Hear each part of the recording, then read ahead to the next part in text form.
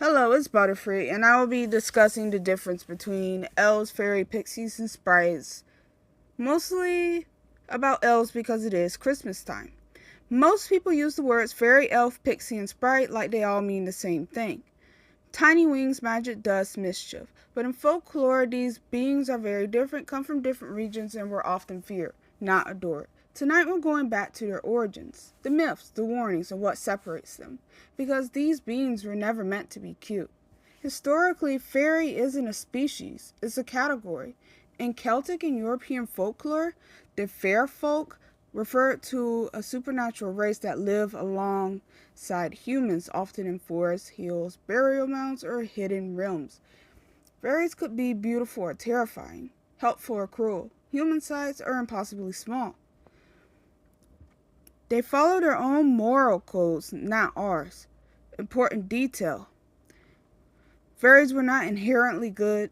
They punished disrespect. They adopted humans. They made bargains you couldn't undo. Elves, pixies, and sprites often fall under this broader fairy classification.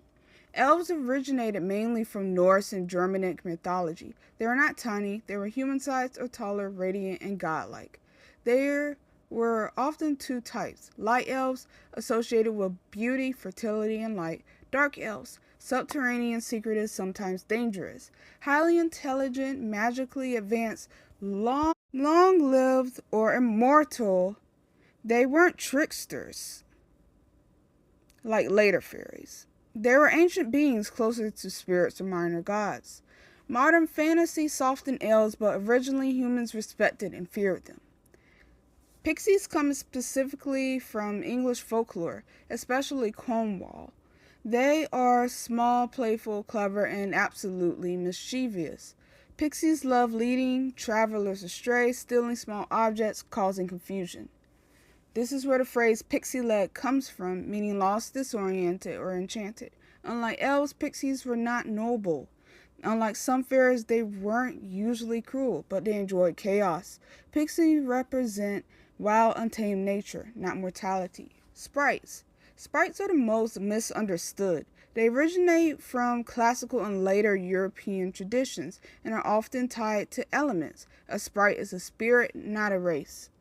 Example: water sprites, forest sprites, or air sprites. Sprites weren't individual personalities like pixies or elves. They were a manifestation of nature itself.